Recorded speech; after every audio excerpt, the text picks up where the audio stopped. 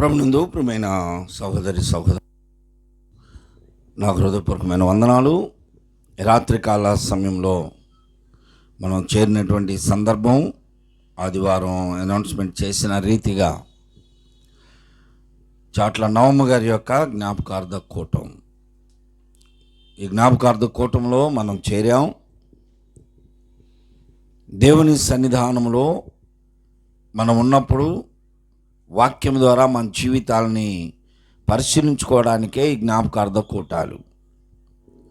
మనకంటే ముందుగా నిద్రించినటువంటి వారు, మనకంటే ముందుగా ఈ లోకాన్ని విడిచి వెళ్ళిపోయిన వారు, మన కళ్ళ ముందు అనేక మంది వెళ్ళిపోతూ ఉన్నా ఇంకా చాలామంది వారి జీవితాల్లో ఇంకా భయం లేకుండా, భక్తి లేకుండా, ప్రభువుకి దూరస్తులుగా లోకంలో బ్రతుకుతూ ఉన్నటువంటి వారు గ్రహించలేకపోతున్నారు. మనకంటే యోగ్యులు ఈ లోకాన్ని విడిచిపెడుతున్నారు. మనకంటే మంచివారు చాలామంది, ధనవంతులు, బలవంతులు, విద్యావంతులు, అన్ని విషయాల్లో కూడా మనకంటే అన్ని విషయాల్లో మంచిగా ఉన్నటువంటి వారు, ప్రాముఖ్యంగా మనకంటే యవనస్తులుగా ఉన్నవారు, మనకంటే ఇంకా చిన్న వయసు కలిగిన వారు ఈ లోకాన్ని విడిచి వెళ్ళిపోతున్నారు.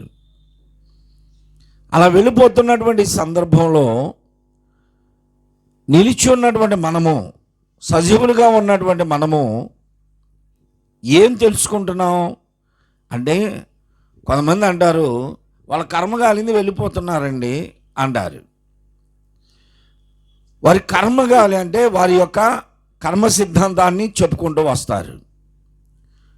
మానవులుగా మనం జీవించి ఉన్నప్పుడు జన్మ పాపము, కర్మ పాపము మానవుణ్ణి వెంటాడుతుంది అనేది లోకోక్తి.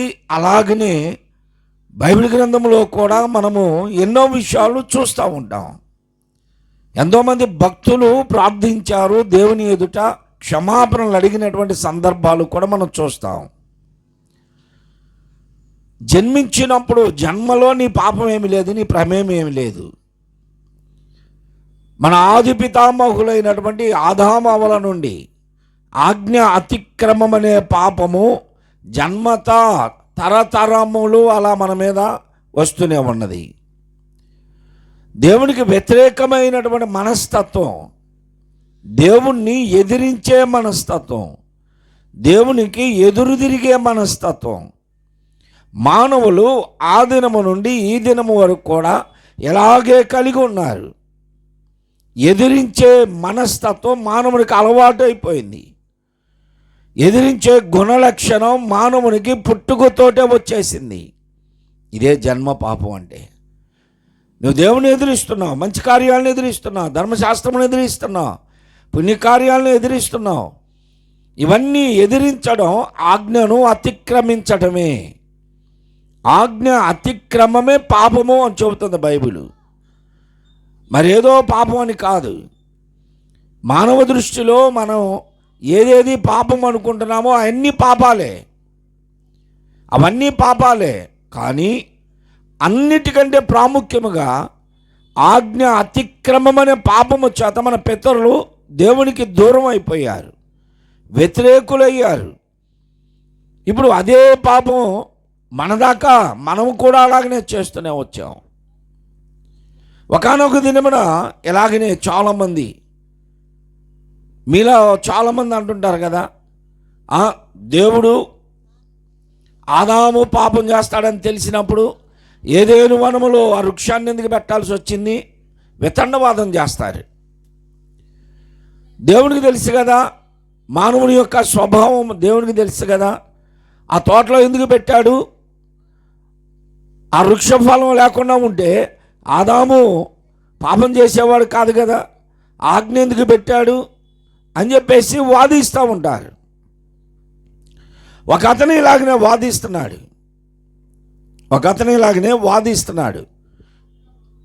ఒక మంచి మిషనరీ ఆయన.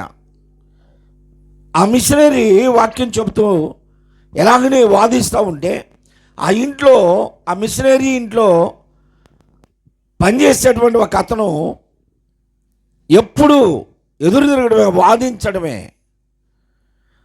ఆదాము ఆజ్ఞాతిక్రమమనే పాపము చేత మానవులుగా మనము జన్మతా ఇలాగూ పాపంలో పడిపోతున్నాం, దేవునికి దూరం అవుతున్నాం అంటే అతను ఎప్పుడూ కూడా ఆ మిషనరీని వాదిస్తూ ఉంటాడు. దేవుడు ఆదాము స్వభావం తెలిసిన వాడు. ఆ ఏదేను తోటలో వృక్షం ఎందుకు పెట్టాడు, ఎందుకు తినాల్సి వచ్చింది వారు అని ఇవన్నీ వాదిస్తూ ఉన్నాడు.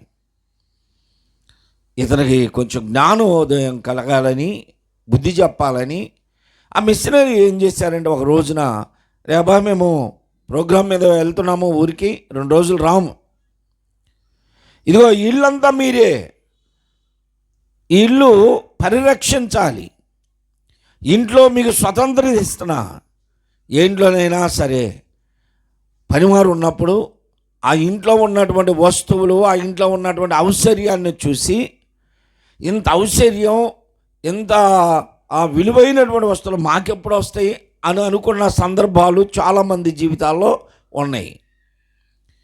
ఇప్పుడంటే దేవుడు నిన్ను దీవించి నీకు ప్రతి వస్తువు ఇచ్చేశాడు. అవసరమైన ప్రతి గృహోప వస్తువులన్నీ మీరు పొందుకున్నారు. ఒకప్పుడు మన పరిస్థితి ఏంటి, ఎవరింటికన్నా వెళితే అక్కడ ఒక దండలోపు బెడ్ చూసాం, మంచం చూసామంటే మాకు ఎప్పుడు వస్తుందో అనుకున్న రోజులు ఉన్నాయి. ఎందుకంటే అప్పుడు నొలక మంచాలు, నవారు మంచాలు ఉండేవి కనుక. ఫ్రిడ్జ్లు ఉంటే ఆశ్చర్యం, ఏసీలు ఉంటే ఆశ్చర్యం, ఇంటి ముందు బైక్ ఉన్నా, కారు ఉన్నా ఆశ్చర్యం. ఈ రోజున ప్రతి ఇంటి ముందు బైకులు ఉన్నాయి, కారులు ఉన్నాయి, ప్రతి ఇంటిలో ఏసీ ఉంది, డండ్లప్ బెడ్లు ఉన్నాయి, మరి ఫ్రిడ్జ్లు ఉన్నాయి, ఇక కావలసిన ప్రతి అవసరత అన్నీ కలిగి ఉన్నారు. ఆ రోజున ఆ యజమాని ఇంట్లో ఆ పనివాడు ఎప్పుడూ కూడా ఇంట్లో లోపల ఆవరణలో అవన్నీ తిరుగుతూ బయట వాచ్మెన్ లాగా ఆ ఇంట్లో ఉండేవాడు. ఆ చిన్న గది ఉండేది ఒకటి, వాచ్మెన్ మనకు తెలుసు కదా, ఆ గదిలో ఉండేవాడు. ఈ మిషనరీ ఇంటి యజమాని 2 రోజులు మేము రాము, ఇగో తాళాలు, ఇల్లంతా మీరు వాడుకోవచ్చు, కిచెన్ వాడుకోవచ్చు, అందులో ఏది అవసరం మీరు వండుకొని తినండి. డైనింగ్ టేబుల్ మీద ఎప్పుడు కూర్చోవాలా అని ఆశపడ్డావు కదా, ఈ 2 రోజులు డైనింగ్ టేబుల్ మీద కూర్చొని తినండి. బెడ్రూమ్లో ఎప్పుడు ఇలాంటి మంచం దొరికిద్దా అనుకున్నావు కదా, అది కూడా వాడుకోండి. 2 రోజులు మేము రామని చెప్పి వెళుతూ అతను ఏం చేశాడంటే, ఆ టేబుల్ మీద ఒక చిన్న బుట్ట లాంటిది పోరలిచ్చి, ఇల్లంతా వాడుకోండి, మీకు ఇష్టం వచ్చినట్టు తినండి, ఆ బెడ్రూమ్లో ఉండండి, డైనింగ్ టేబుల్ ఇవన్నీ మీరు వాడుకోండి, కానీ ఈ టేబుల్ మీద పెట్టాను, బోర్లు ఇచ్చానే, ఈ బుట్టను మాత్రం మీరు తీయొద్దు, దాన్ని అసలు చూడొద్దు అని చెప్పేసి వెళ్ళిపోయాడు. మొదటి రోజంతా భార్యాభర్తలో ఆ ఇంట్లోకి వెళ్ళి అంత ఆనందించారో. రోజు మనం ఇల్లు ఓడవటమే, కడగటమే, శుభ్రం చేయటమే, కానీ ఈ బెడ్ల మీద ఎప్పుడు ఇంత ఆనందాన్ని అనుభవించాలా, ఈ కిచెన్లో వాళ్ళకు వండి పెట్టడమే కానీ మనం అనుభవించలేదని ఇల్లంతా అనుభవిస్తున్నారు. కావలసినటువంటి అన్నీ అనుభవిస్తున్నారు అక్కడ. ఆ పగలంతా బాగానే ఉన్నారు. ఇక సాయంత్రం పడుకునే సమయానికి అమ్మగారికి అనుమానం వచ్చేసింది.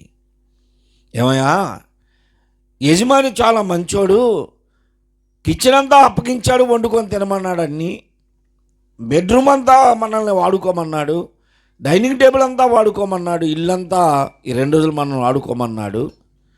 కానీ ఆ డైనింగ్ టేబుల్ మీద బోర్లు ఇచ్చినటువంటి ఆ బుట్టలో ఏం పెట్టాడు ఆయన?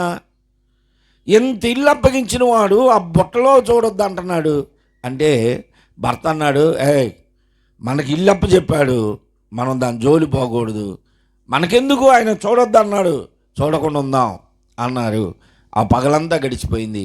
ఆ రాత్రి ఆమెకు నిద్ర పట్టట్లా, ఈయనకి నిద్ర పట్టట్లా, ఎందుకో తెలీదు.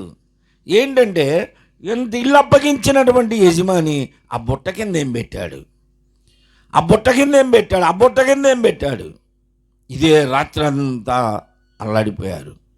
ఇక ఉదయం నుంచి ఆమె బిగిన్ చేసింది, ఏదేమైనా సరే మన పని పోయినా సరే ఆ బుట్టలో ఏముందో చూడాలి. ఆయన అన్నాడు, ఇల్లంతా అప్పగించాడు కదమ్మా మనకి, ఇంత ఆహారము ఇంత అనుభవిస్తున్నాం మనం, దాని కింద ఏముంటే మనకెందుకు అంటే కాదు, ఎంత ఇచ్చినా ఆయన బుట్టను చూడొద్దు అన్నాడు. అంటే దాని కింద ఏదో విలువైంది ఉంది అని చెప్పేసి మధ్యాహ్నం దాకా పోరు పెట్టింది. మధ్యాహ్నం దాటిన తర్వాత ఇక ఆయన్ని ఇసుకిస్తూ ఉంటే నేనన్నా చూస్తా అంటది. వద్దు అని ఆపాడు. తీరా సాయంకాలం అవుతున్న సమయానికి ఏమో పోడు పడలేక ఏమో చూడుకో నాకెందుకు అన్నాడు. వెళ్ళి ఆమె ఆ బుట్ట తీయగానే దాని కింద ఎలికని పెట్టాడు. ఆ యజమాని ఎలికని పెట్టాడు. అది తుర్రుమను బయటకు వచ్చేసి ఆ మాంసాల కిందకి ఫ్రిడ్జ్ల కిందకి అటు పోతూ ఉంటే వీళ్ళిద్దరికి దాన్ని బట్టి ఆయన వచ్చేలోపు దాన్ని బట్టి దాని కింద పెట్టాలి, ఆయన వచ్చేలోపు దాని కింద పెట్టాలని అటు తిరుగుతున్నారు అటు ఇటు మొత్తం. తీరా ఆయన చెప్పిన సమయానికి సాయంత్రానికి వచ్చేసాడు. బెల్ కొట్టాడు, డోర్ నాక్ చేశాడు. రే బయటికి రండి. చాలా సేపటి వరకు డోర్ తీలా. ఏంటి ఎంతసేపు అంటే తల నిండా బూజు, ఒక పక్కన మసి, ఒళ్ళంతా మురికి, ఎట్లాగైపోయారు. ఏంటి ఎంతసేపు ఏం చేస్తున్నారంటే భయపడుతున్నారు. ఎందుకు మీరు భయపడుతున్నారు? నేనే కదా మీకు ఇల్లంతా అనుభవించమని ఇచ్చాను, ఎందుకు మీరు భయపడుతున్నారు అంటే, అయ్యా నువ్వు చెప్పినటువంటి మాట మేము మీరాం. ఏం మీరావు అంటే అంతా బాగానే ఉంది, కానీ నేను చెబుతుండే దరిద్రత వినలేదయ్యా. ఆ బుట్ట తీయొద్దు అన్నావు కదా, అదే తీసింది అంటే. అప్పుడు అన్నాడు అతను, మంచిది, ఇన్ని రోజులు నువ్వేం వాదిచ్చావు. అతను ఇన్ని రోజులు ఏం చేసేవాడంటే, ఇన్ని రోజులు ఆ కట్ల కొట్టే దగ్గరకు పోయి కట్ల కొడితే ఇది ఆదాయం చేసిన పాపం, లేకపోతే మాకెందుకు ఇలాగొచ్చేది అనేవాడు. ఆయన ఏమన్నాడు అంటే, ఆదాయం చేసిన పాపం కదా, మనం కూడా పాపం చేస్తూనే ఉన్నాం రా, దేవునికి వ్యతిరేకంగా బ్రతుకుతున్నాం అంటే మనం లేవు. ఆ దేవుడు ఏదైనా తోటలో చెట్టు పెట్టబట్టి ఆదాయం తినబట్టి ఈ పాపం అంతా వచ్చింది అంటా ఉండే. ఏదన్నా పని చేస్తుంటే ఇది ఆదాయం చేసిన పాపం అనేవాడు.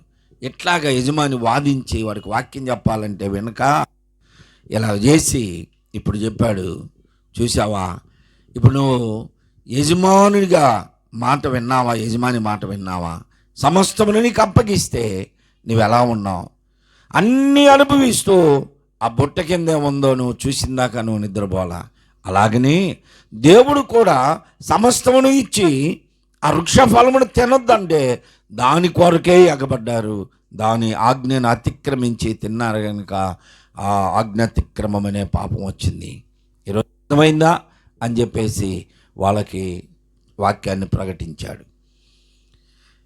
మానవుడు ఆజ్ఞాతిక్రమం అనే పాపము ఎప్పుడో ఆదాము చేశాడు, ఆయన చేయకుండా ఉంటే బాగుండేది, మన దాకా ఎందుకు వచ్చింది అనుకుంటున్నావు. ఈరోజు నీ పరిస్థితి కూడా అదే. ఆయనన్నా ఒక్క ఆజ్ఞ అతిక్రమించాడు, నువ్వు ఎన్ని ఆజ్ఞలు అతిక్రమిస్తున్నావు. నీ జీవిత కాలం అంతా దేవుని మాటకు ఎదురు తిరుగుతూనే ఉన్నావు నీవు. అందుకని లెక్క జమ లేకుండా తిరుగుతున్నావు అంటారు చూసారా మన వాళ్ళు. కోపం వస్తే పిల్లల్ని ఏమంటారు, ఏయ్ లెక్క జమ లేకుండా తిరుగుతున్నావు, లెక్క జమ లేకుండా బ్రతుకుతున్నావు అంటారు. తల్లిదండ్రి మాటను లెక్క చేయకుండా తిరిగేటువంటి పిల్లల్ని, భార్య మాట వినకుండా తిరిగే భర్తని, భర్త మాట వినకుండా తిరిగే భార్యని, ఎలాగ ఎన్నో పర్యాయాలు ఎంతోమంది అన్న సందర్భాలు ఉన్నాయి. లెక్క జమ లేకుండా జీవిస్తున్నావు, నీ లెక్క తేలుస్తా నేను అంటూ ఉంటారు. నీ లెక్క తేలుస్తాను నేను, నీ లెక్క తేలుస్తాను అంటుంటారు చూసారా. నీవు లెక్క జమ లేకుండా తిరిగితే నీ లెక్క తేల్చే రోజు ఒకటి ఉంది. ఎవరు ఆ లెక్క తెలిసేది అంటే దేవుడు. రాత్రికాల సమయంలో వాక్య భాగంలోనికి వెళితే వాక్యములో దేవుడు మనల్ని మన లెక్కలు అడిగే ఒక సమయం ఉందని చెప్తున్నాడు. రోమాపత్రికలో 12వ అధ్యాయము చూడండి, రోమాపత్రిక 12వ అధ్యాయము 14వ అధ్యాయం 12వ వచనం, 14వ అధ్యాయం 12వ వచనం. నా తోడు ప్రతి మోకాలును నా ఎదుట వంగును, ప్రతి నాలుకయు దేవుని స్తుతించును అని ప్రభువు చెప్పుచున్నాడు అని రాయబడి ఉన్నది. కనుక మనలో ప్రతి వాడును తన్ను గూర్చి దేవునికి లెక్క అప్పగించవలెను. మనలోని ప్రతివాడు తనని గురించి తాను, స్త్రీలు కావచ్చు, పురుషులు కావచ్చు, చిన్నలు కావచ్చు, పెద్దలు కావచ్చు, మనలోని ప్రతివారు తనను గూర్చి తాను దేవునికి లెక్క అప్పచెప్పాలి. నేను మరొకరి లెక్కను నేను అప్పచెప్పలేను. నా భార్య లెక్కను నేను చెప్పను, నా పిల్లల లెక్కను నేను చెప్పను, లేక నా లెక్కని నా భార్య దగ్గర అడగడు, నా లెక్క నా పిల్లల దగ్గర అడగడు. దేవుడు నా లెక్క నేనే అప్పచెప్పుకోవాలి. ఏమిటి ఆ లెక్క అంటే బైబిల్ చెబుతుంది. ఏ ఏ విషయాల్లో దేవుడు మనల్ని లెక్క అడుగుతాడో బైబిల్ తెలియజేస్తుంది. కనుక మనము లెక్క ఒప్పజెప్పవలసిన వారమైనట్లుగా మన జీవితాలని సరి చేసుకోవాలి. ఈ రాత్రి బైబిల్ గ్రంథంలో నుండి కొన్ని విషయాలు మనం జ్ఞాపకం చేసుకుంటే, ఇందాక మనం పాడుకున్నటువంటి పాట కూడా అది, గ్రంథాలు విప్పబడగా గ్రంథాలలో వారి గ్రంథము బాట పాయలై పొందెదరు తీర్పును. ఓ మానవుండా నీ గతి ఏమౌనో తెలియోనా, ఏమేమి చేయో చూండివో ప్రభు మనల్ని లెక్క అడిగే రోజు ఒకటి వస్తుంది. దానినే కొరింథీ పత్రికలో పౌలు భక్తుడు చెప్పాడు. కొరింథీ పత్రికలో చూడండి, 2వ పత్రిక 5వ అధ్యాయంలో, భూమి మీద మన గుడారమైనటువంటి ఈ శరీరము, ఈ నివాసము శిథిలమైపోయినను దేవుని చూడండి, చేతి పని కాక దేవుని చేత ఏర్పరచబడినది, నిత్యమైనదియు నివాసము పరలోకమును దిగివచ్చునని మనం ఎరుగుదము. 10వ వచనంలో అన్నాడు, ఎందుకనగా తాను జరిగించిన క్రియల చొప్పున అవి మంచివైనను సరే, చెడ్డవైనను సరే, దేహముతో జరిగించిన వాటి ఫలమును ప్రతి వాడు పొందినట్లు మనమందరమును క్రీస్తు న్యాయపీఠం ఎదుటికి రావాలి. దేహముతో చేసిన ప్రతి కార్యమును బట్టి, దేహముతో చేసే ప్రతి కార్యము అన్నాడు, ఇక్కడ వివరణ ఇచ్చాడు. మరలా దేహముతో చేసే ప్రతి కార్యం, నువ్వేమేమి చేస్తున్నావో ఓ మానవుండా నీ గతి ఏమవును, ఏమేమి చేయుచుంటివో వాటన్నిటిని తప్పించుకుంటావా? మనమందరమును ఆయన న్యాయపీఠం ఎదుటికి వస్తాం. ఎప్పుడు వస్తాం చూడండి, ప్రకటన గ్రంథంలో చెప్తున్నాడు, 20వ అధ్యాయంలో మనం దేవుని సమ్ముఖంలో నిలబడతాం. 12వ వచనము, 20వ అధ్యాయము 12వ వచనం, మరియు గొప్పవారేమి కొద్దివారేమి మృతులైన వారందరూ ఆ సింహాసనం ఎదుట నిలబడి ఉందురు. గొప్పవారేమి కొద్దివారేమి, ధనవంతులు కావచ్చు, విద్యావంతులు కావచ్చు, శాస్త్రవేత్తలు, లేకపోతే ఏ విషయంలో యోగ్యులుగా ఉన్నారు వారందరూ గొప్పవారు. నువ్వు కులపరంగా, మతపరంగా, లేకపోతే విద్యాపరంగా, నీ హోదాపరంగా నువ్వు గొప్పవారువా అయినా పర్వాలేదు, దేవుని సన్నిధానంలో నువ్వు లెక్క అప్పచెప్పాలి. కొద్దివారు అంటే ఎన్నిక లేనివారు, లేకపోతే విద్య లేనివారు, లేకపోతే వారు హోదా లేనివారు, అన్నిటిలో అందరి చేత నిరాకరించబడుతున్నటువంటి వారు ఎవరైనా సరే, గొప్పవారేమి కొద్దివారేమి మృతులైన వారందరూ తీర్పు దినమున సింహాసనము దగ్గర నిలబడాలి.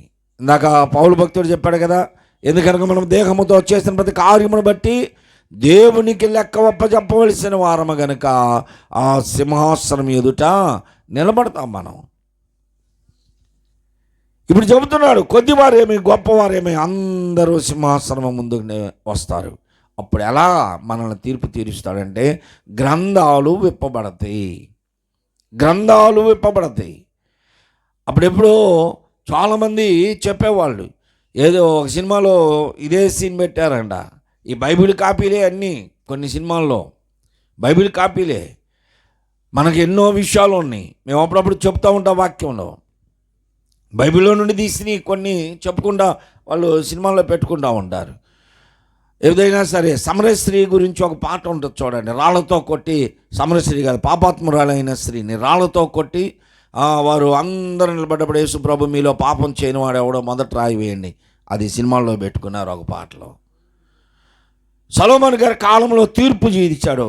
ఒక ఇద్దరు తల్లులు బిడ్డ చనిపోతే ఆ బిడ్డను తీసుకొని రాజు దగ్గరికి వచ్చి, ఆ రాజు దగ్గర అయ్యా నా బిడ్డ అని వారు వాదులు ఆడుకుంటుంటే, ఈ బిడ్డను 2 ముక్కలు చేసేయండి అని చెప్పి తీర్పిస్తాడు చూసారా, అది కూడా సినిమాల్లో పెట్టుకున్నారు.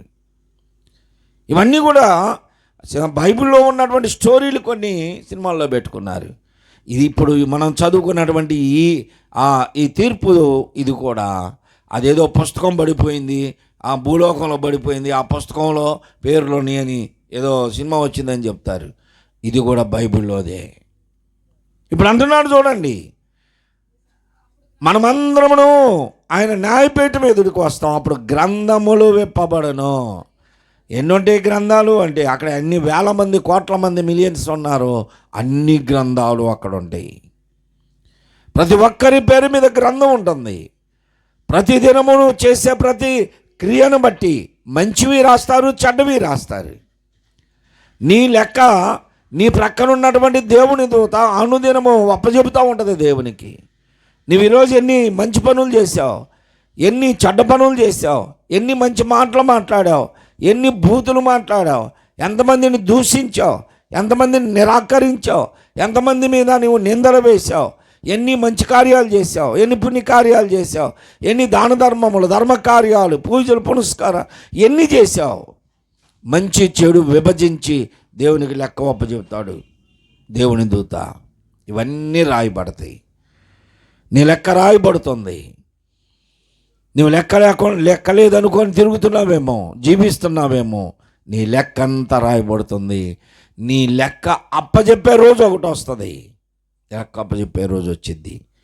ఇంటి యజమాని ఒక 500 ఇచ్చి వెళ్ళిపోయి పొద్దున్నే సాయంత్రానికి వచ్చి లెక్క అడుగుతాడా? అడగడండి.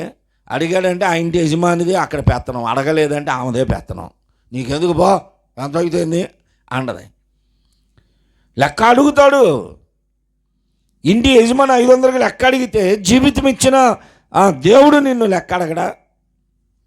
ఎందుకు పంపించాడు భూలోకంలోనికి? దేవునికి వ్యతిరేకంగా జీవించమనా? దేవుణ్ణి దూషించమనా? పాప కోపములో ఉండమనా? కాదు కదా. ఇదిగో దేవుని ఎదుటికి నువ్వు రావాలి, నీ లెక్క అప్పచెప్పాలి. అప్పుడు గ్రంథములు విప్పబడును, గ్రంథములలో ఉన్న వాటిని బట్టి వారు తీర్పు తీర్చబడుదురు అంటున్నాడు. అప్పుడు అంటున్నాడు ఇక్కడ, కొద్దివారేమి గొప్పవారేమి సింహాసనం ఎదుట నిలబడి ఉండటం చూసినప్పుడు గ్రంథములు విప్పబడెను. గ్రంథములు, ఆ గ్రంథములలో ఉన్న దానిని బట్టి, నువ్వు చేసినటువంటి మంచిని బట్టి, నువ్వు చేసినటువంటి చెడును బట్టి ఆ దినమున తీర్పు తీర్చబడుతుంది. ఇవన్నీ అయిపోయిన తర్వాత నీ పేరు మీద ఉన్న గ్రంథములో ఏముందో తీర్పు తీర్చిన తర్వాత అప్పుడు వేరొక గ్రంథము తెరవబడును. అప్పుడు వేరొక గ్రంథం తెరవబడుతుంది. ఆ గ్రంథము పేరు జీవగ్రంథము. జీవగ్రంథం తెరవబడుతుంది. జీవగ్రంథములో ఎవని పేరైనను రాయబడని ఎడల అప్పుడు అందులో చూస్తారు. నీ గ్రంథంలో ఉన్నటువంటి నీ క్రియలన్నీ వివరించిన తర్వాత ఒకవేళ మంచి ఎక్కువ ఉందా, చెడు ఎక్కువ ఉందా, నువ్వు చేసినటువంటి పాపాలు ఏంటి, పుణ్యాలు ఏంటి చూసి జీవగ్రంథం ఓపెన్ చేస్తారు. ఇవన్నీ లెక్కలోకి తీసుకుంటాడు. జీవగ్రంథములో నీ పేరు ఉందా లేదా? మనం పాట పాడతాం కదా, దేవుని సమ్ముఖ జీవ కావలిలో, దేవుని సమ్ముఖ జీవ కావలిలో నీ పేరు నదా, నా పేరున్నదా, ఉన్నదా. దేవుని జీవ గ్రంథములో నీ పేరు ఉండాలి. ఎవని పేరైనను లేకపోతే, జీవ గ్రంథములో లేకపోతే, అందులో కనపడకపోతే, అందులో రాయకపోతే వానిని తీసుకెళ్ళి ఏం చేస్తారంట? అగ్నిగుండములో వేస్తారు. కాబట్టి ప్రియ సహోదరి సహోదరుడా, మనం లెక్క చెప్పే రోజు ఒకటి ఉంది. లెక్క చెప్పవలసిన వారంగా ఉన్నాం. మన జమ రాయబడుతుంది. లెక్క జమ లేకుండా తిరిగితే ఖచ్చితంగా దేవుడు లెక్క అడుగుతాడు. ఇప్పుడు అంటున్నాడు ప్రకటన గ్రంథంలో, ప్రతి వాని క్రియలను బట్టి అంటున్నాడు. 22వ వచనంలో ఇదిగో నేను త్వరగా వచ్చుచున్నాను, వాని క్రియల చొప్పున ప్రతి వానికి ఇచ్చుటకు జీతం నా యొద్ద ఉంది. ఇప్పుడు జీవ గ్రంథములో పేరుందా లేదా చూస్తాడు. నీ పేరు ఉంది అందులో, దానికి ముందు వాని క్రియల చొప్పున ప్రతి వానికి ఇవ్వడానికి జీతం తెస్తానంటున్నాడు. వాని క్రియలో ఏమిటి? ఆ క్రియలో, నీ క్రియలో అదే కదా మనం చదువుకున్న రోమపత్రికలో, ప్రతి వాడును దేహముతో చేసిన ప్రతి కార్యమును బట్టి దేవుని సన్నిధానంలో మనము లెక్క చెప్పవలసిన వారం ఉన్నాం. నీ నోటి మాటను బట్టి దేవుడు నిన్ను లెక్కలోనికి తీసుకొని వస్తాడు. నువ్వు పలుకుతున్నటువంటి ప్రతి మాట దేవుడు లెక్కలోనికి తీసుకొస్తాడు నిన్ను. చూడండి, మత్తయి సువార్త 12:36. మత్తయి సువార్త 12:36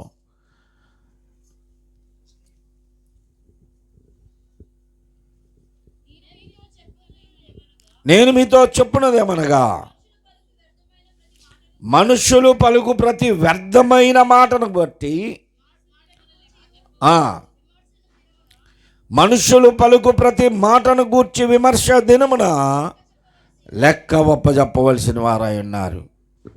నువ్వు నోటితో పలికే ప్రతి వ్యర్థమైన మాట, ఎన్ని వ్యర్థమైన మాటలు మాట్లాడుతున్నారో మనుష్యులు. దేవునిని గూర్చి కూడా వ్యర్థంగా మాట్లాడుతున్నారు. దేవుని సంఘమును గూర్చి, సేవకులను గూర్చి, తోటి విశ్వాసులను గూర్చి వ్యర్థమైన మాటలు మాట్లాడేటువంటి వారు. నువ్వు తప్పించుకుంటావు అనుకుంటావేమో. ఎవరు చూడలేదులే నేను చేసేది, ఎవరు తెలియదులే నేను మాట్లాడేది, ఎవరు వినలేదులే అనుకుంటున్నావేమో. మనుష్యులు నోటితో పలికే ప్రతి వ్యర్థమైన మాటను గురించి దేవుడు విమర్శ దినమున నిన్ను లెక్కడుగుతాడు. ఎందుకు అనవసరంగా నోరు బారేసుకుంటున్నావు? ఎందుకు అనవసరంగా నీ నోటితో దేవుణ్ణి దూషిస్తున్నావు? ఎందుకు అనవసరంగా నీ నోటితో దేవుని పిల్లలను నిందలు మోపుతున్నావు? నోటిని కంట్రోల్ చేసుకోవాలి. నోటిని నీవు అదుపులో ఉంచుకోవాలి. నీ నాలుకతో మాట్లాడే ప్రతి మాటను బట్టి కూడా నీవు తీర్పులోనికి వస్తావు. ఒకసారి ఈ 36 పళ్ళు అంట నాలుక దగ్గరికి పోయి అడిగినాయి అంట, అమ్మమ్మ నువ్వు జాగ్రత్తగా ఉండమ్మా, నువ్వు జాగ్రత్త. మాట్లాడేది ఎవరు? నాలిక. మాట్లాడేదేమో నాలిక. నువ్వు ఈసారి మాట్లాడమంటే నీ 36 పళ్ళు రాలుతాయి అంటారు. అంటే మాట్లాడేదేమో నాలికను, రాలగొట్టేదేమో పళ్ళన. అందుకని పళ్ళన్నీ వెళ్ళిపోయి నాలుకని అడిగినాయి అంట, బతుకులని అంట, నువ్వు జాగ్రత్తగా ఉండు, నువ్వు నోరు జారేవో ఈపు పగిలిద్ది అంట. ఈపు కూడా వచ్చి అడిగిందంట. నువ్వు ఒక్కదానివేనమ్మా. నాలికే ఎలాంటిదంట? నాలుకని అంట పాప ప్రపంచం అంట.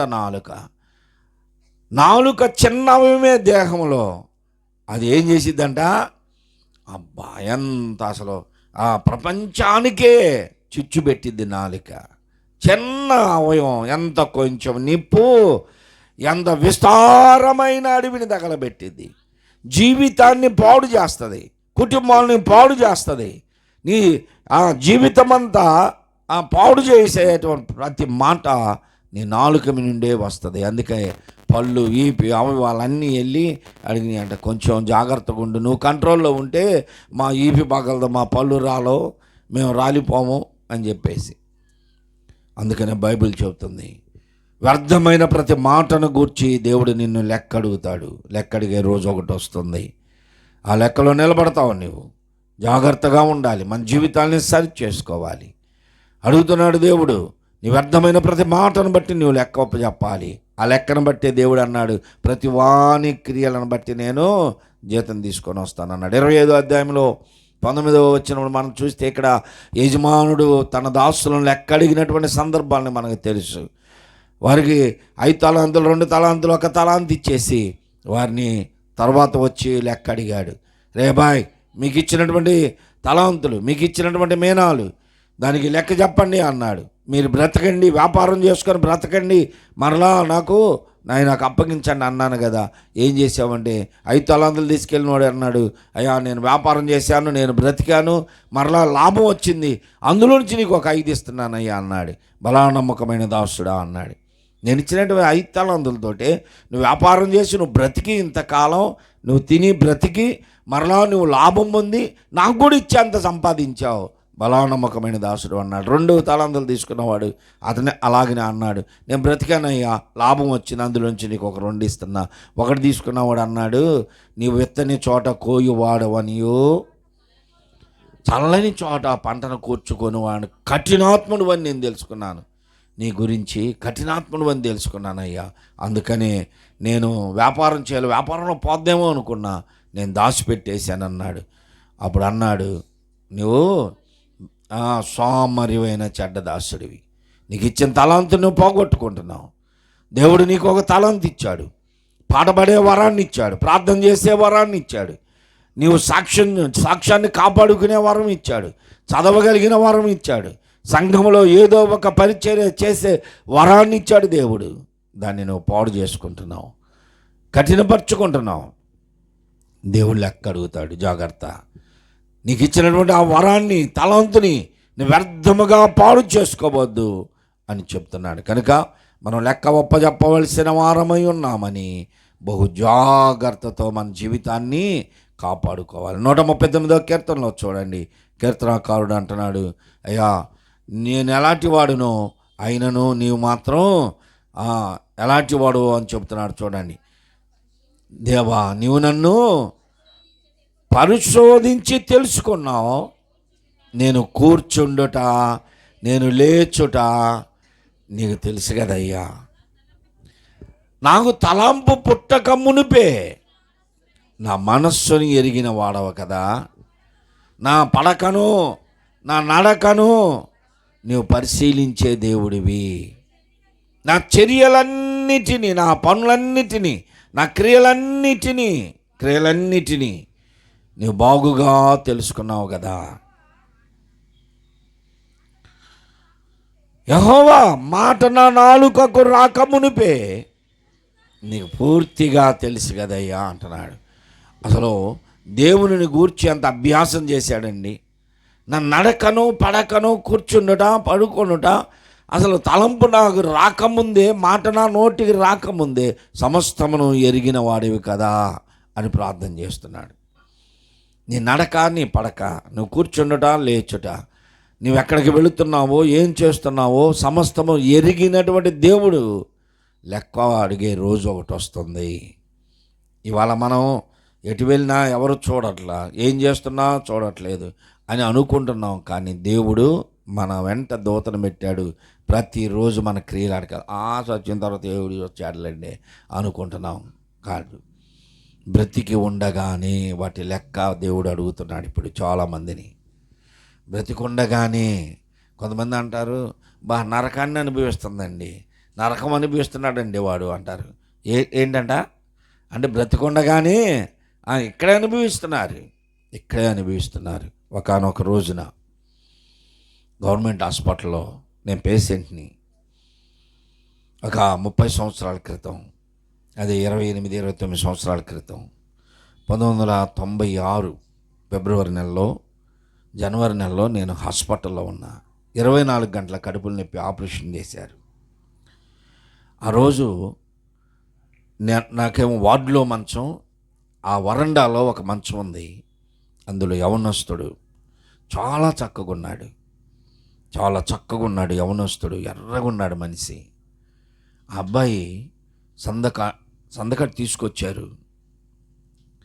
ఆ రోజు ఆ అబ్బాయి ఏడుస్తున్నాడు, యవనస్తుడు, వివాహం కాల, ఏడుస్తున్నాడు. ఏంటి ఆ ఏడుపు అంటే ఒళ్ళంతా మంట అంటున్నాడు. మంట అంటున్నాడు. వాళ్ళు ఇంజెక్షన్ చేశారు, టాబ్లెట్లు ఇచ్చారు, ఏమీ లేదు. ఆ రాత్రంతా ఏడుస్తూనే ఉన్నాడు, ఆ పగలంతా అలాగనే ఏడుస్తూనే ఉన్నాడు.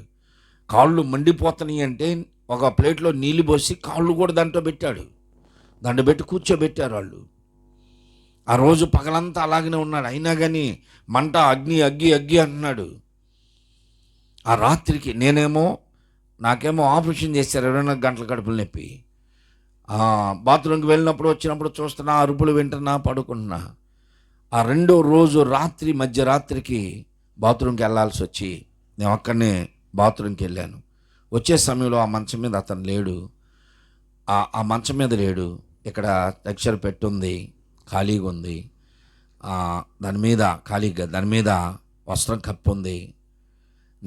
నాకు మహాభయం అసలు. ఆ హాస్పిటల్లోకి వెళితే కాలిన వాళ్ళని వీళ్ళందరూ చూడాలంటే మహాభయం. సరే, నేను బాత్రూంలోకి వెళ్ళి వచ్చేటప్పుడు ఆ మంచం మీద ఖాళీగా ఉంది, అబ్బాయి పడుకున్న మంచం, సెక్షన్ మీద గుడ్డగప్పు ఉంది, మనిషి ఉన్నాడు. అప్పుడు గమనించరా, నేను వచ్చి పడుకున్న తర్వాత అరే అబ్బాయి లేడు, అక్కడేమో కప్పు ఉందంటే చచ్చిపోయాడు అనుకున్నా. ఏంటి అబ్బాయికి వచ్చిన జబ్బు అంటే వైద్యులు ఏం చెప్పలేకపోయారు. ఒళ్ళంతా మంట అంటున్నాడు. అలా పడుకున్న నాకు కనుల వెంట నీళ్ళు గారిపోయినాయి.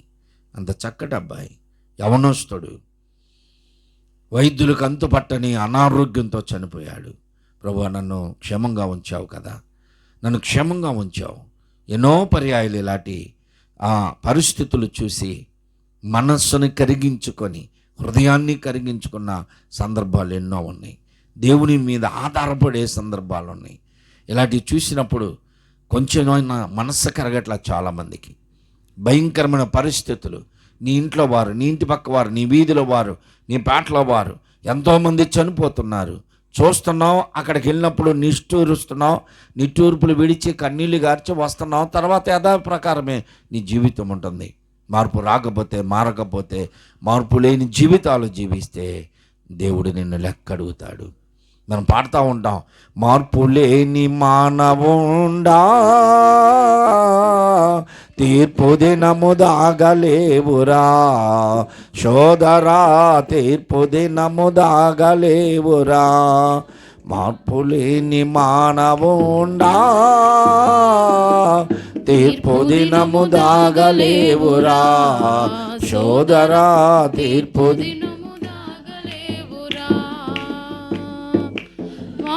మనసు పొందని నీ తీరును, జీవ గ్రంథమందు లేని నీ పేరును. మారు మనసు పొందని నీ తీరును, జీవ గ్రంథమందు లేని నీ పేరును.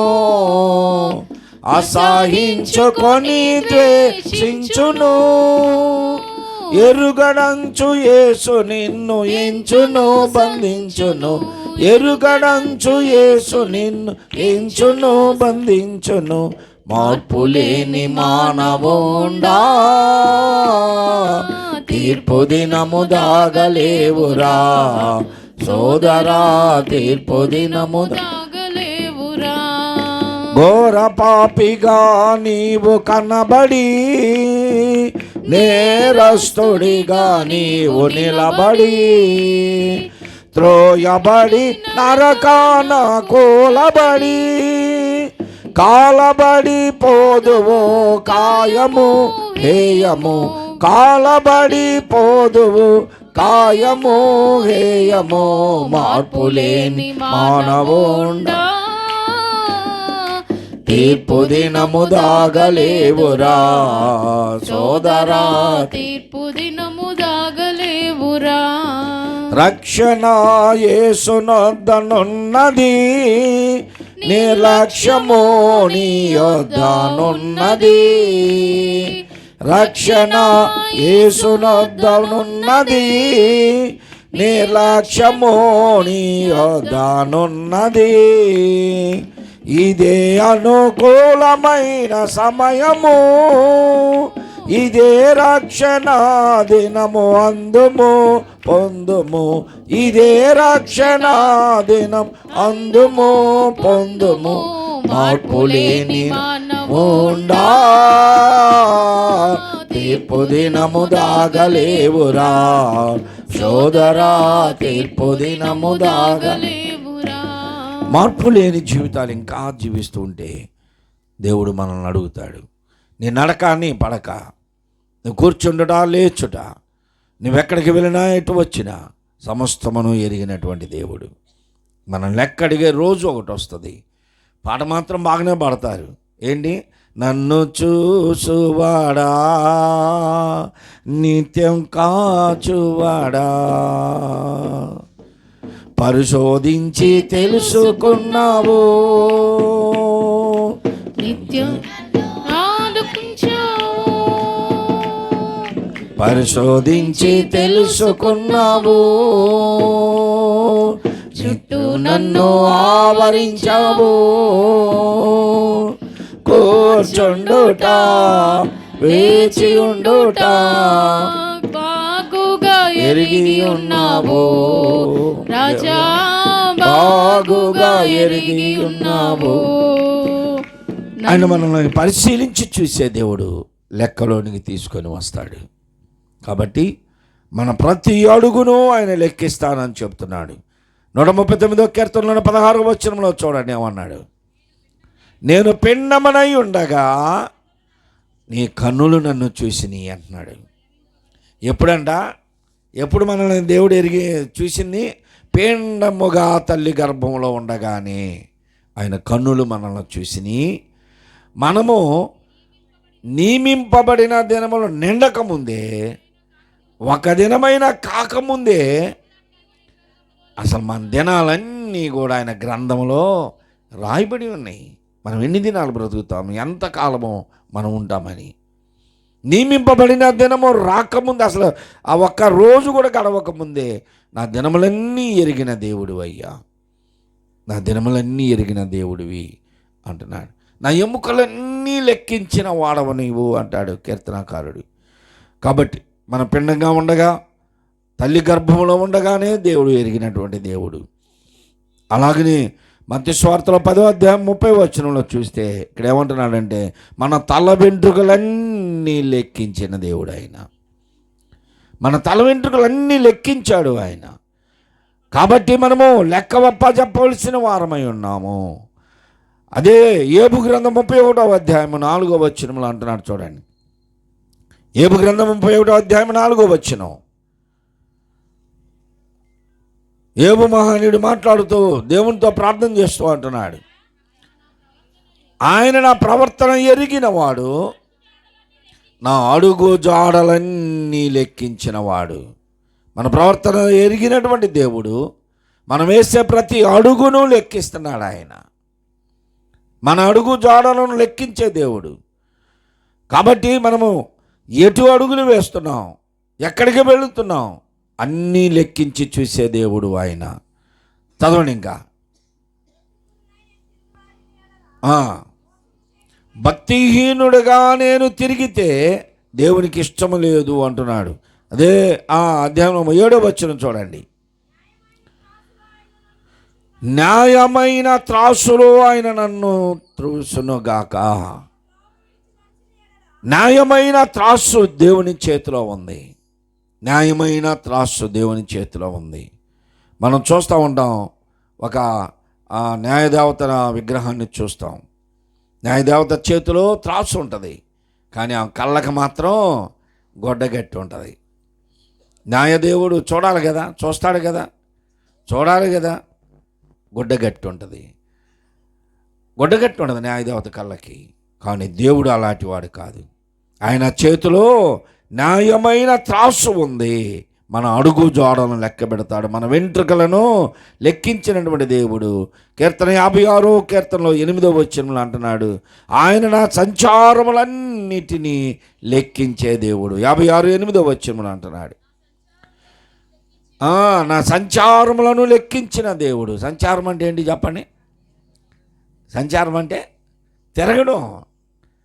తిరగడం. నీ తిరుగుళ్ళన్నీ నాకు తెలుసులే అంటున్నాను, తెలుసా మనం? అదే దేవుడు అంటున్నాడు ఇక్కడ.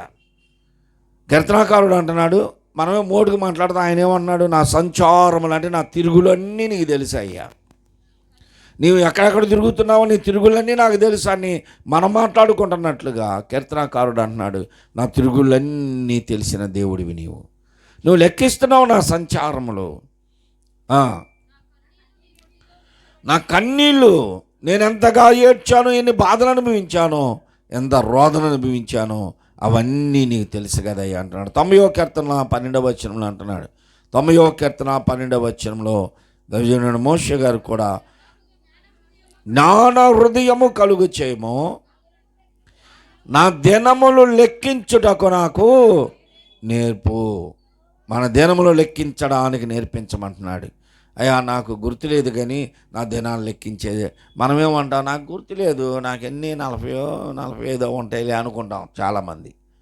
ఎంత వయసు అన్నా పెరగని నిజం చెప్పుకునే వాళ్ళు లేరు. ఎందుకంటే నాకేదో చిన్న వయసులో పెళ్ళి అవ్వబట్టి ఇంతమంది పుట్టారు కదా, నా వయసు ఎంత అనేవాళ్ళు కూడా ఉన్నారు. నిజంగా వయసు చెప్పుకునే వాళ్ళు లేరు కదా. చాలా నీ వయసు ఎంత గతించినా ఎవరికి అవసరం లేదు. ఇప్పుడు మాకేమో అవసరం లేదు, నీ వయసు ఏం చెప్పొద్దు. నువ్వెన్ని సంవత్సరాలు బ్రతికావో, నీ దినములు ఎన్నో నీకు తెలుసు. ఒక ఆయన చెప్తాడు, వృద్ధాప్యంలో ఉన్న ఆయన ఏమంటాడంటే, ఎవరో రజాకారుల కాలంలో ఎంత పోరాటం చేసిందో మాకు తెలుసు అయ్యా, స్వతంత్రం రాకముందు మేము ఎలా ఉన్నామో తెలుసా వాళ్ళు చెప్పుకుంటున్నారు. అన్నీ ఈ దినాన మన దినములు ఎన్ని దినాలు నువ్వు వ్యర్థంగా గడిపావో నీ దినములన్నీ నువ్వు గుర్తు చేసుకో. ఎన్ని ఆదివారాలు దేవునికి దూరం అయిపోయావు, ఎన్ని ఆన్లైన్ ప్రేయర్లు, అసలు ఎన్ని ఆన్లైన్ ప్రేయర్లు, అన్ని ఆన్లైన్ ప్రేయర్లకు రానోళ్ళే ఈ లైన్లో. అన్ని ఆన్లైన్ ప్రేయర్లకు రారు, ఆరాధనకి రారు, ఉపవాస ప్రార్థనలకు ఉండరు. ఎప్పుడు అంటే నీకు ఇష్టం వచ్చినప్పుడు ఎప్పుడో వస్తుంటావు పోతుంటావులే, అది లెక్కలోకి రాదు. అవి కూడా లెక్కిస్తున్నాడు దేవుడు. ఏమన్నాడు ఇక్కడ, నా దినములు లెక్కించుటకు నాకు నేర్పు. దేవుని విడిచిపెట్టి దేవునికి వ్యతిరేకంగా ఆరాధనకు రాకుండా, ఆన్లైన్ ప్రేయర్కి రాకుండా, ఉపవాస ప్రార్థనకు రాకుండా, నియమింపబడిన కూటములకు రాకుండా నువ్వెంత సంపాదించుకుంటున్నావు, ఎలా ఉంటున్నావో దేవుడు నేను లెక్కలోనికి తీసుకొస్తాడు. నువ్వు వ్యర్థంగా గడిపిన నీ దినములన్నిటిలో కూడా దేవుడు నేను న్యాయమైన త్రాసులన్నీ తోస్తాడు. దేవుని దగ్గర అన్యాయం లేదు, ఆయన న్యాయవంతుడు. న్యాయముగా నేను లెక్క అడుగుతాడు. నా దినములు లెక్కించుటకు నాకు నేర్పుము అంటున్నాడు. ఈ మధ్యకాలంలో ఒక పాట బాగా వచ్చింది, బాగా నాకు చాలా ఇష్టం. కానీ నాకేమో వాయిస్ లేదు, నాకు రావు పాటలు. మీరన్నా పాడతారేమండి, అవి పాడరు అన్నీ. ఎంత మంచి పాట తెలుసా, నా బ్రతుకు దినములు లెక్కింప నేర్పుము, దేవాయి భువిని వీడు గడియ నాకు. నా బ్రతుకు దినములు లెక్కించడానికి నేర్పించాయ్యా, నా బ్రతుకు దినములు లెక్కించడానికి నేర్పించు నాకు. ఈ భూమిని ఎప్పుడు విడిస్తానో చెప్పు అని అడుగుతున్నాడు. కనుక ఇక్కడ అంటున్నాడు, నా అడుగుజాడలను నా సంచారములను నీవు ఎరిగి ఉన్నావు, మా దినములు లెక్కించుటకు నాకు నేర్పుము అంటున్నాడు. హెబ్రీ పత్రిక 4వ అధ్యాయం 13వ వచనంలో చూడండి ఏమంటున్నాడంటే పౌలు భక్తుడు. హెబ్రీ పత్రిక 4వ అధ్యాయము 13వ వచనం.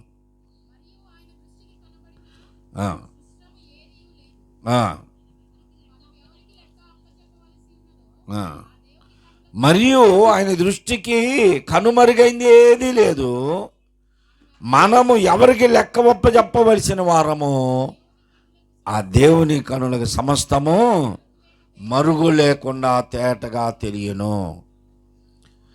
మనం ఎవరికి లెక్క ఒప్పజెప్పాల్సింది ఆయనకే. ఆయన కళ్ళకు మనం సమస్తం, ఆయన దృష్టికి తేట తెల్లగా మనం కనపడుతూనే ఉంటాం. మన జీవితాలు తెరిసిన పుస్తకం లాంటివి ఆయనకి. మనం మనుషులను మోసం చేయొచ్చు, మనుషులకు మరుగుగా ఉండవచ్చు, మన తోటి వారికి మనం మరుగుగా ఉండవచ్చు, కానీ దేవుని దృష్టికి మనము ఏదీ దాచలేము. అందుకని కీర్తనకారుడు అంది, నా నడకను పడకను ఎరిగిన దేవుడు, కూర్చుండట లేచుట నడుచుట సమస్తమును నన్ను ఆవరించి నన్ను పరిశోధించే దేవుడివి నీవు అని ఆయన ప్రార్థన చేశాడు. ప్రభువా నన్ను క్షమించు, నా పాపములు నువ్వు క్షమించు, నీవు నన్ను హిమము కంటే తెల్లగా చేయయ్యా అని ప్రార్థన చేసింది అందుకే ఆయన. కాబట్టి ఇక్కడ అంటున్నాడు హెబ్రీ పత్రిక 4:13 దేవునికి లెక్క చెప్పవలసిన వారమై ఉన్నాం మనం అన్నాడు. అదే 13వ అధ్యాయము 17వ వచనంలో చూడండి. 13వ అధ్యాయం 17వ వచనంలో మీ పైన నాయకులుగా ఉన్నవారు లెక్క ఒప్పజెప్పవలసిన వారై ఉన్నారని మీ ఆత్మలను కాయుచున్నారు. దేవునికి స్తోత్రం చెప్పండి. మీ పైన నాయకులుగా ఉన్నవారు అంటే సంఘములో మీ పైన బాధ్యత కలిగిన వారు, మిమ్మల్ని గూర్చి లెక్క చెప్పవలసిన వారై ఉన్నారు అన్నాడు. మేము అందుకే ఏడ్చి కన్నీరు కార్చేది వరకు కాదు. ఇంతమంది రక్షించబడ్డారే, ఇన్నిసార్లు మిమ్మల్ని బాధ పెట్టైనా మీ హృదయాలను తాకైనా సరే దేవుని సన్నిధానానికి రప్పించాలన్న ఉద్దేశంతోనే ఇన్నిసార్లు ఇలాగా వాక్యాలు చెప్పేది. మీ పైన నాయకులుగా ఉన్నాం, కాపరులుగా ఉన్నాం, సంఘ సేవకులుగా ఉన్నాం, మీ ఆత్మల మీద భారము కలిగి ఉన్నాం. రక్షించబడినటువంటి ఒక ఆత్మ నశించిపోతే ఎంత వేదనో తెలుసా మాకు? మీరు మార్గం తప్పిపోతే, దేవుని సన్నిధానానికి దూరం అయిపోతే వేదనతో ప్రకటిస్తున్నాం, వేదనతో బోధిస్తున్నాం. మీకు మేము చెప్పే ప్రతి మాట మిమ్మల్ని దేవునికి దూరం చేయాలని కాదు, నిత్య నరకాగ్నికి దూరం చేసి దేవునికి సమీపాన తీసుకురావాలని, మీకు హృదయాలను నొప్పించైనా సరే, మీకు బాధ కలిగే మాటలు చెప్పైనా సరే మిమ్మల్ని దేవుని యొద్దకు నడిపించాలని. ఎందుకు మేము ప్రయాసపడుతున్నామంటే మీ మీద లెక్క చెప్పవలసిన వాడని నేను. దేవుడు రేపు నన్ను అడుగుతాడు లెక్క. ఈ లైన్లో వాళ్ళు రాలా, వీళ్ళు రాలా, మందిరానికి రావట్లా, ఏం చేస్తున్నావు నువ్వు అంటే నేను చెబుతా, ప్రశ్న వెళ్తున్నా ఖచ్చితంగా. ఏ సమయంలో ఫోన్ చేసినా వాళ్ళ దగ్గరికి వెళ్ళి ప్రేయర్ చేసి వస్తున్నాం. కాబట్టి మీ ఆత్మల మీద లెక్క చెప్పవలసిన వాడని నేను. అందుకే మేము బాధతో, హృదయం అంతా వేదంతో ప్రకటించేది. అందుకే కారణం ఏంటి అంటే మిమ్మల్ని దూరం చేసుకోవాలని కాదు, దేవునికి దూరం చేయాలని కాదు, నిత్య నరకాగ్నికి మిమ్మల్ని దూరం చేయాలని కఠినంగా మాట్లాడి మీకు హృదయాలను నొప్పించి.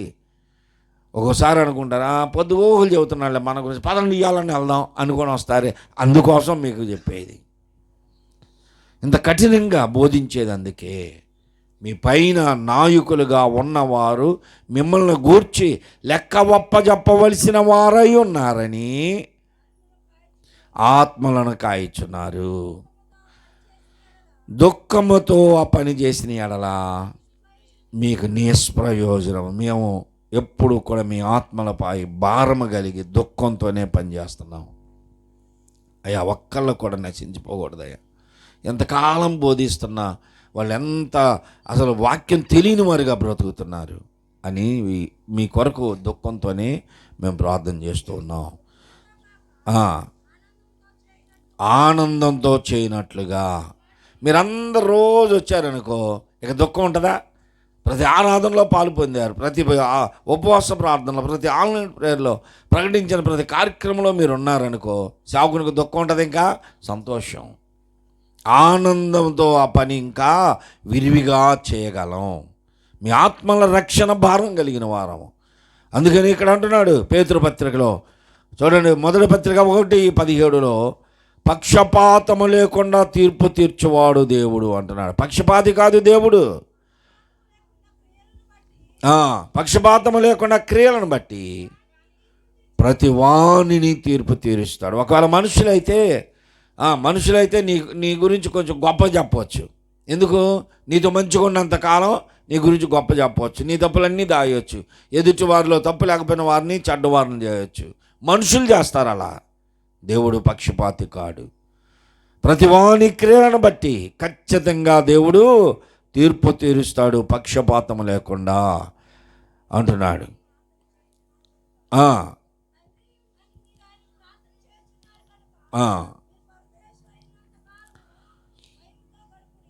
పరదేశులుగా ఉన్నంత కాలం అంటే ఇప్పుడు మనము పరలోకానికి సంబంధించిన వారమే కానీ పరలోకం చార్లా, ఇక్కడే ఉన్నాం.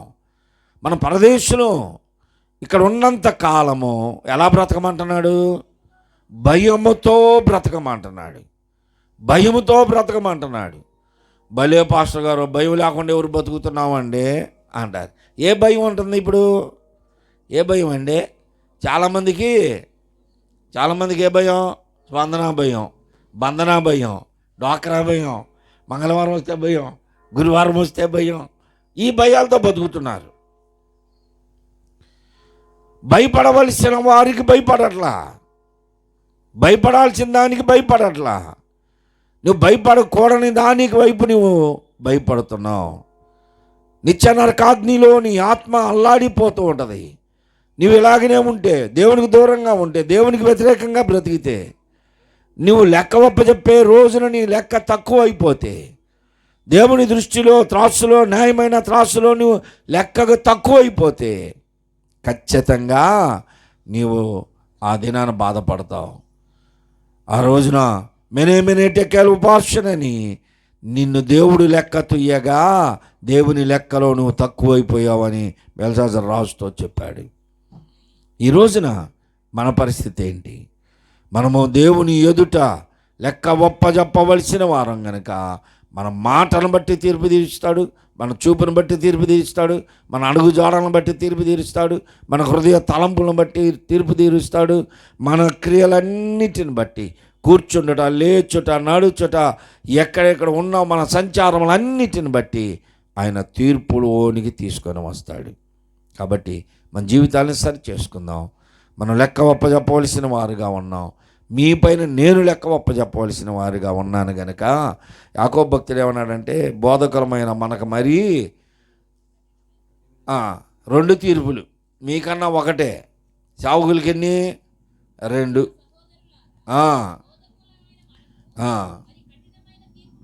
ఎందుకో తెలుసా? మా గురించి మేము లెక్క చెప్పుకోవాలా. రెండోది మరలా సంఘం మీ గురించి కూడా మేము లెక్క అప్పచెప్పాలి. మా గురించి చెప్పుకోవాలి. ఇవన్నీ లెక్క అప్పచెప్పిన తర్వాత సరే అయిపోయిందా ఇట్లా సంఘం గురించి ఏంటి లెక్క అంటాడు. సంఘం గురించి లెక్క చెప్తున్నావా అన్నాడు. నెలలో 4 ఆదివారాలు, నేను 2 ఆదివారం పనుండి పోయానులే అంటే, నువ్వు పాస్టర్ అయ్యండి, సేవకులుగా ఉండి, సంఘం మీద నువ్వు బాధ్యత లేకుండా 2 వారాలు నువ్వు దేవునికి దూరంగా సంఘాన్ని నడిపించకుండా ఉన్నావా? మేము చెప్పాల్సిందే. ఆత్మలు నశించిపోయినాయి, నలుగురు లోకంలో పడిపోయారు, వాళ్ళ సంగతి ఏంటి అని నన్నే అడిగేది దేవుడు. అందుకని వాళ్ళ గురించి మేము ప్రయాసపడుతున్నాం. కాబట్టి ప్రియ సహోదరి సహోదరులారా, మనమందరమును క్రీస్తు న్యాయపీఠం ఎదుర్కొస్తాం. వస్తాం. మనం చేసే ప్రతి క్రియను బట్టి దేవుడు తీర్పులోనికి తెస్తాడు. మనం మంచి వారంగా కుడివైపున ఎడమవైపున గొర్రెలను విభజిస్తానని చెప్పాడు. గొర్రెలను మేకలను విభజిస్తానన్నాడు. ఎందుకు? బైబిల్ గ్రంథంలో విశ్వాసాల్ని గొర్రెలతో మేకలతో పోల్చాల్సి వచ్చింది. చాలామంది మనల్ని గొర్రెలు అంటున్నారు. నిజమే, మనం గొర్రెలమే. గొర్రెకి మేకకున్న స్వభావం, గొర్రెకి పందికి ఉన్నటువంటి వ్యత్యాసం మనకు తెలియదు. పంది ఏమో ఎప్పుడు ఎక్కడ ఉంటుంది? బురదలోనే బుర్రలాడిద్ది, తినేది కూడా అది రోతే. మనం పందులం కాదు, నిజమే, వాళ్ళు తెలుసుకున్నారు. మన గొర్రెలం. గొర్రె పవిత్రమైన జంతువు. గొర్రె బురద దగ్గరకు పోదు, బురద దగ్గరున్న గడ్డి కూడా మేయదు, దూరంగా ఉంటుంది. స్వచ్ఛమైన నీరు, ప్రవహించే నీరే తాగిద్ది గొర్రె. కానీ పంది అలా కాదు, బురద నీళ్ళలోనే పొరులాడిద్ది. యేసు ప్రభు చెప్పాడు, తీర్పు దినమున విశ్వాసాన్ని విభజిస్తానన్నాడు. మేకలలో నుండి గొర్రెలను అన్నాడు. గొర్రెలలో నుండి మేకలను అనలా, మేకలలో నుండి గొర్రెలని అన్నాడు.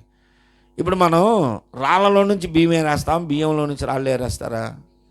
అంటే ఎక్కువ ఉంటాయి?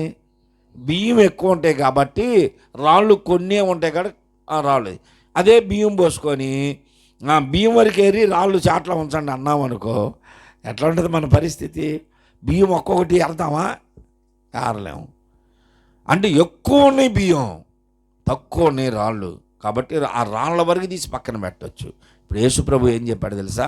మేకలలో నుండి గొర్రెలు, అంటే మేకలు ఎక్కువగా ఉన్నాయి, గొర్రెలు తక్కువగా ఉన్నాయి. కాబట్టి గొర్రెలను ఏరుపరుస్తాడు. కుడివైపున గొర్రెలను, ఎడమవైపున మేకలను నిలవబెడతాడు. మరలా అంటున్నాడు ఇప్పుడు గొర్రెలంటలా, కుడివైపున ఉన్న వారిని చూసి నా తండ్రి చేత ఆశీర్వదించబడిన వారులారా రండి, లోకము పుట్టినది మొదలుకొని మీ కొరకు సిద్ధపరిచిన రాజ్యంలోనికి ప్రవేశించండి. కాబట్టి మనమందరమును ఇప్పుడు ఎడమవైపునున్న మేకల వలె ఉన్నామా, కుడివైపునున్న గొర్రెలాగా ఉన్నామా? న్యాయాధిపతి అయిన దేవుడు నిన్ను తీర్పు తీర్చేటి వేళలో ఏ వైపున నీ వందువో యోచించుకో ఓ సోదరా. న్యాయాధిపతి అయిన దేవుడు గొర్రెలకు నిత్య జీవము, మేకలకు నిత్య నరకము. గొర్రెలకు నిత్య జీవము, మేకలకు నిత్య నరకము.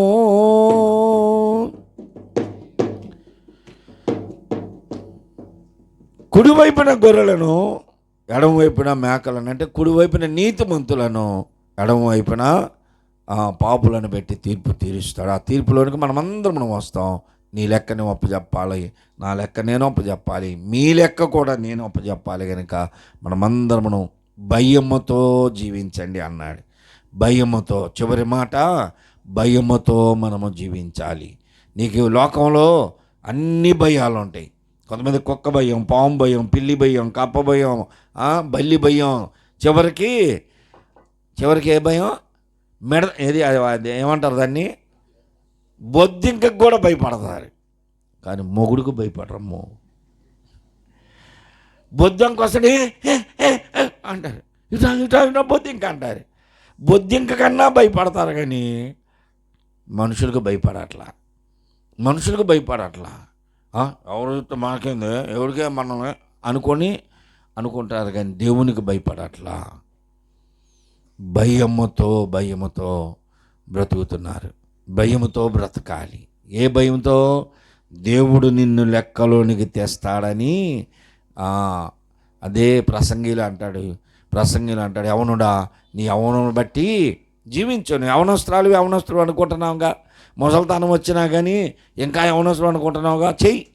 నీ యవన కాలం మంది నీ ఇష్టం వచ్చినట్టు తిరుగు, ఓపిక ఉన్నంతసేపు నీ కోరిక చొప్పున తిరుగు అని అంటున్నాడు. చివరికి అయితే నువ్వు చేసిన వాటన్నిటిని బట్టి దేవుడు నిన్ను తీర్పులోనికి తెస్తాడు, లెక్క అడుగుతాడని, నీ జమ రాస్తాడని గుర్తెరిగి జ్ఞాపకం చేసుకొని లెక్క జమ లేకుండా తిరగొద్దు, లెక్క జమ లేకుండా బ్రతకొద్దు అని చెప్తున్నాడు. కనుక ఆ రీతిగా మనము దేవునికి భయపడుతూ మన జీవితాలని కొనసాగించుదాం. దేవుడి మాటలు దీవించునుగాక. ఆమేన్. అందరూ తలలు వంచి కళ్ళు మూసుకోండి. ఆత్మ మీద భారము కలిగిన మేము కూడా ఆ రీతిగానే వారి కొరకు ప్రయాసపడ్డాం. వృద్ధాప్యం వచ్చే వరకు కూడా వారి కొరకు నాయన మేము ప్రార్థనలు చేస్తూనే ఉన్నాము నాయన. లెక్క చెప్పవలసిన వారము గనుక ప్రతి ఆత్మ నాయన భారము కలిగి ఏ ఆత్మ నీకు దూరము కాకూడదని, నీకు సమీపస్తులుగా బ్రతకాలని, నిత్య జీవములో ప్రవేశించాలని ప్రతి ఒక్క కుటుంబం కొరకు ప్రార్థిస్తూనే ఉన్నాం. ఏ రాత్రి నాయన మేము ఒకవేళ లెక్క జమ లేకుండా బ్రతికితే మీ న్యాయపీఠం ఎదుట దేహముతో చేసిన ప్రతి కార్యమును గూర్చి మేము లెక్క చెప్పవలసిన వారమని గుర్తెరిగి భయముతో మా జీవితమును మేము కొనసాగించడానికి సహాయమును దయచేయండి. మేము కూర్చుండట, లేచుట, మేము పడుకుండుట, వెళ్ళుట, వచ్చుట సమస్తము గుర్తెరిగిన దేవుడివి కనుక తండ్రి, మమ్మల్ని ఆవరించి మమ్మల్ని పరిశీలించే దేవునిగా, మా ప్రతి క్రియకు ప్రతిఫలం ఇచ్చే దేవునిగా నీ న్యాయపీఠం ఎదుట ఉన్నాం. న్యాయ త్రాసులో మమ్మల్ని తుయ్యండి నాయన. యోబు గారు తెలియచేసిన రీతిగా ఆయన న్యాయమైన త్రాసులో నన్ను త్రూసునుగాక అంటున్నాడు. మీరు చూసే సమయంలో మేము తక్కువ కాకుండా, నీ లెక్కకు మేము తక్కువ కాకుండానట్లుగా మీరు ఎలా మేము ఉండాలని కోరుకుంటున్నారు అలా బ్రతుకుటకు సహాయం దయచేయండి. పరిశుద్ధులముగా, నీతిమంతులముగా, అయా యుక్త కాలమున భక్తిహీనులుగా కాకుండా భక్తి కలిగిన వారముగా, నీకు ఇష్టలుగా, ప్రియులైన పిల్లలుగా ఎదుగునట్లు సహాయం దయచేయండి. మీరు రాక బహు సమీపముగా ఉన్నది. ఎప్పటికప్పుడు నాయనా మా జీవితాన్ని సరి చేసుకుంటూ మేము కనురెప్ప పాటుల మధ్య ఆకాశంలో నిన్ను ఎదుర్కొనేటువంటి అనుభవంలోనికి వచ్చినట్లు సహాయం దయచేయండి. నీ రక్తం చేత కడగబడిన వారు మా కొరకు మీరు సిలువేయబడి రక్తమును చిందించారు. దాని ద్వారా మేము నాయన రక్షింపబడ్డాం, నీ బిడ్డలుగా ముద్రించబడ్డాం, నీ బిడ్డలుగా ప్రత్యేకించబడి ఎదుగునట్లుగా సహాయం దయచేయండి. కుటుంబాన్ని జ్ఞాపకం చేసుకోనండి. నోముగారి యొక్క పెద్ద కుమారుడు, వారి యొక్క అయా కుటుంబ సభ్యులందరిని బట్టి ప్రార్థిస్తున్నాం. చిన్న కుమారుడు, భార్య, బిడ్డలు, మనవల మనవరాల సంతానం అంతటిని మీరు జ్ఞాపకం చేసుకోనండి. ఈ రాత్రి తనని జ్ఞాపకం చేసుకుంటూ మా జీవితాలని సరి చేసుకున్నాం వాక్యం చేత. ఈ వాక్యం ఎవరినైనా ఒకవేళ సంధిస్తే వారిలో మార్పు కలిగించి అయా నీ కొరకు జీవించలాగున సహాయమును దయచేయమని మా ప్రభుని మా రక్షకుడైన యేసు క్రీస్తు పరిశుద్ధ నామములో అడిగి వేడుకొంచున్నాను తండ్రి. ఆమేన్.